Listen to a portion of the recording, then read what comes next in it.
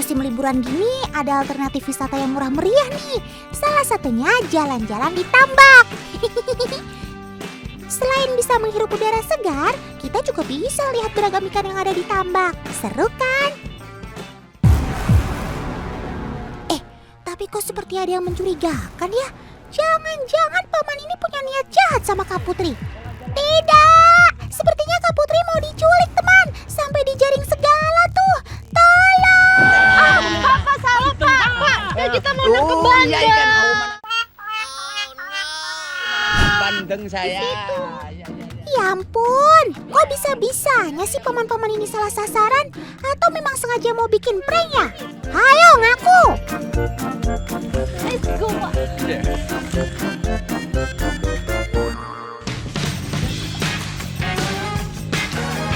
Teman, selain jalan-jalan ke tambak, ternyata Kak Putri mau isi liburannya dengan membantu paman-paman ini panen ikan bandeng. Wah, ini sih cara liburan alternatif yang menguntungkan ya. Ayo semuanya, kita langsung turun ke tambak dan ambil posisi ya. Tambak lumpur dengan air payau ini memang menjadi habitat yang cocok untuk si ikan bandeng. Mereka termasuk dalam kelompok Euryhalin, yang artinya bisa hidup di kondisi salinitas tinggi seperti air payau. Jadi jangan heran ya, kalau di Pasuruan Jawa Timur ini jadi salah satu penghasil ikan bandeng terbaik.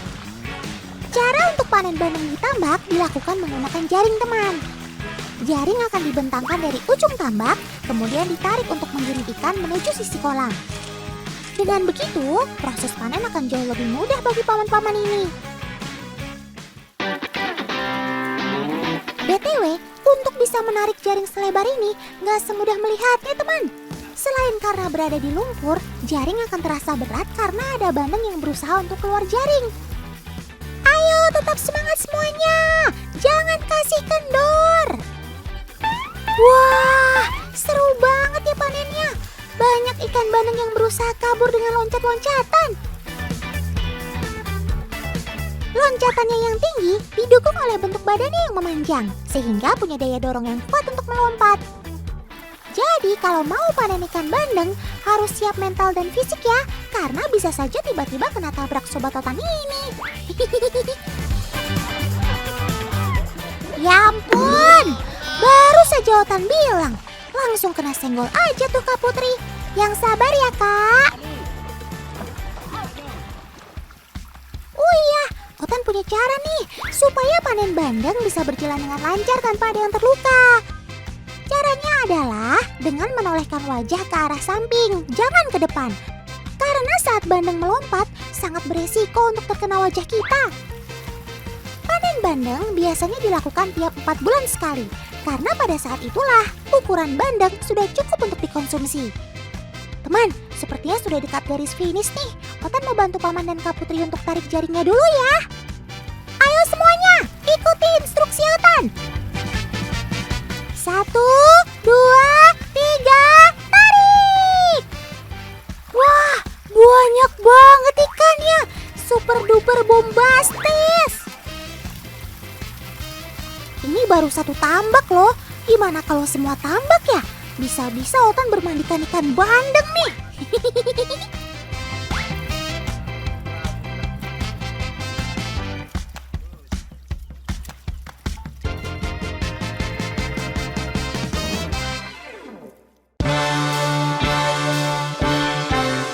Dari jaring yang diangkat, ikan-ikan ini akan dipindahkan ke drum-drum penampungan, teman. Oh iya, satu drum ini bisa mengangkut hingga 25 kg ikan loh. Widih, banyak banget kan? Biasanya setiap drum sudah dipesan oleh para pedagang. Jadi ikan-ikan ini masih sangat fresh saat dijual ke pasar. Ayo, dipele.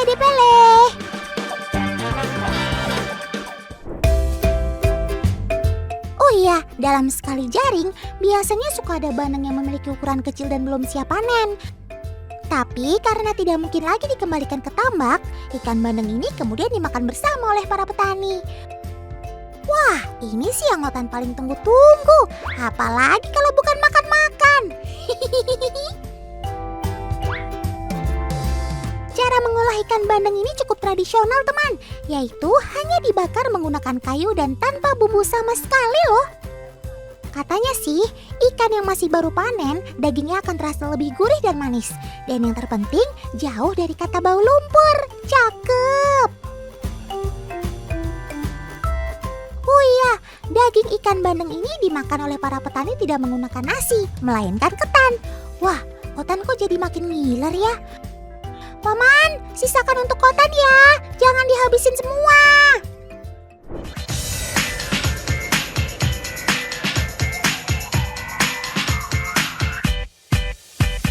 Oh iya teman, banyak yang bilang kalau ikan bandeng itu identik dengan bau lumpur. Tapi apa iya? Lalu kalau iya, kenapa ya mereka bisa bau lumpur? Tenang, Profesor Otan akan bantu jawab ya. Bau lumpur pada ikan bandeng tak terlepas dari tempat budidaya mereka yang berada di tambak teman. Kondisi air pada tambak mengandung 2 senyawa kimia. Salah satunya adalah senyawa geosim. Senyawa inilah yang menyebabkan rasa daging ikan seperti rasa lumpur. Keberadaan senyawa kimia ini disebabkan oleh penumpukan bahan organik seperti sisa pakan yang tidak termakan.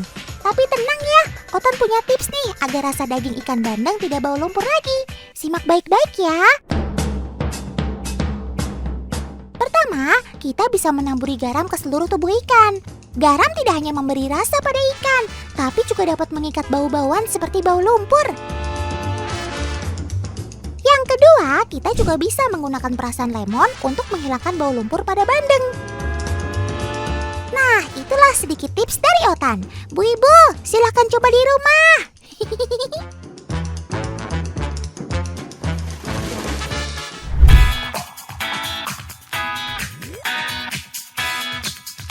Teman, di Brebes Jawa Tengah punya cara yang beda nih untuk menikmati si ikan bandeng ini.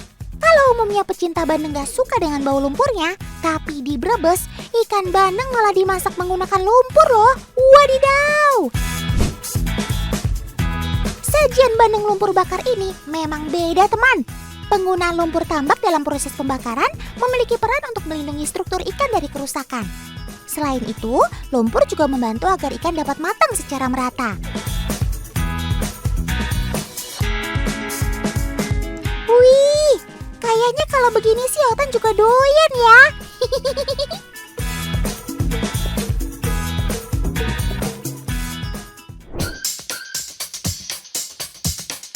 Teman, ada fakta unik lagi nih tentang si bandeng. Katanya sih, barang siapa yang makan duri bandeng, maka ia akan cepat gemuk. Tenang, jangan salah paham dulu ya. Bandeng memang memiliki banyak duri halus pada tubuhnya teman. Seringkali kalau tidak berhati-hati, duri halus tersebut bisa tersangkut di tenggorokan kita. Selain membuat tidak nyaman, tersedak duri ikan juga bisa membuat masalah, seperti sulit menelan, bahkan sampai kesulitan bernapas. Tapi tenang, Otan punya caranya nih, agar duri yang tersedak bisa cepat teratasi. Caranya adalah dengan menelan nasi yang sudah dibulatkan, lalu makan tanpa dikunyah. Nasi memiliki tekstur yang lembut dan cukup padat teman, sehingga bisa mendorong duri ikan untuk masuk ke dalam saluran pencernaan. Pastikan juga menyiapkan segelas air putih ya, untuk membantu nasi untuk mendorong duri ikan ini. Nah, jadi benar kan? Semakin sering tersedak tulang ikan, maka banyak pula nasi yang masuk ke tubuh kita.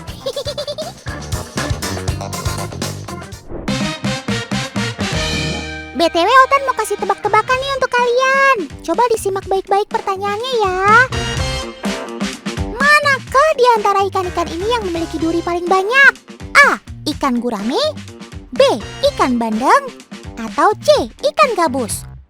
Ikan dengan duri terbanyak jatuh kepada ikan bandeng.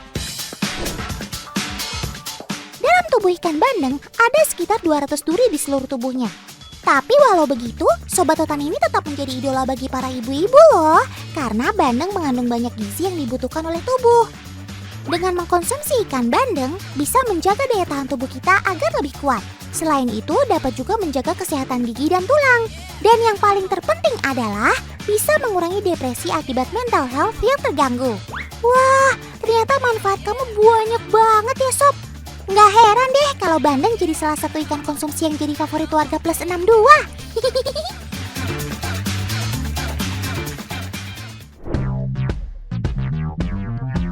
Teman, sekarang Otan mau ajak kalian melihat perjalanan si ikan bandeng mulai dari mereka kecil nih. Sudah siap semuanya? Meluncur! Lihat teman, banyak banget tuh anak bandengnya. 100, 200, banyak banget deh pokoknya. Sampai Otan pusing hitungnya. Teman tahu nggak ciri-ciri anak bandeng yang sehat itu seperti apa? Sini Otan kasih tahu deh. Pertama, fisik anakan bandeng harus lengkap. Gak boleh tuh ada luka di tubuhnya. Kedua, gerakannya harus lincah dan gesit. Kayak Otan gitu deh. Kalau Otan perhatikan sih, semua anakan bandeng di sini sehat-sehat semua ya. Syukurlah. Tapi walau anakan bandeng ini sehat semua, mereka punya tingkat kualitas yang berbeda-beda loh. Semakin ukurannya besar, harganya juga akan semakin tinggi. Anakan bandeng terbagi menjadi 2 grade, yaitu grade A dan B1. Kalau yang ada di kolam bibit ini, mayoritas grade B1, ukurannya sekitar 1,6 cm. Harga per ekornya hanya Rp17 saja. Grade B ini terkenal dengan ketahanannya saat pengiriman teman. Sebelum dikirim ke pembeli, bibit-bibit ini harus disortir terlebih dahulu dengan cara diayak menggunakan wadah jaring plastik. Bibit yang lolos karena ukurannya yang kecil akan tetap dibiarkan di kolam pembibitan hingga ukurannya cukup untuk dijual. Setelah disortir, bibit kemudian dihitung secara manual. Hitungannya per 5 bibit hingga mencapai 200 ekor. Setelah proses perhitungan, barulah bibit-bibit ini dibungkus menjadi satu plastik lalu diberi oksigen. Dan anakan bandeng ini sudah siap diangkut deh. Selamat berpetualang di tempat baru ya sob. Jangan lupakan Otan.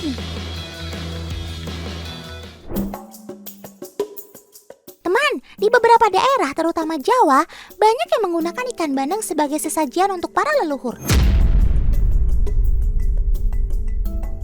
Pada malam Jumat Kliwon, biasanya masyarakat Jawa akan menyiapkan sesaji berupa ikan bandeng dan secangkir kopi yang diletakkan secara bersamaan. Mereka percaya bahwa arwah leluhur akan datang lalu menikmati sesajian tersebut.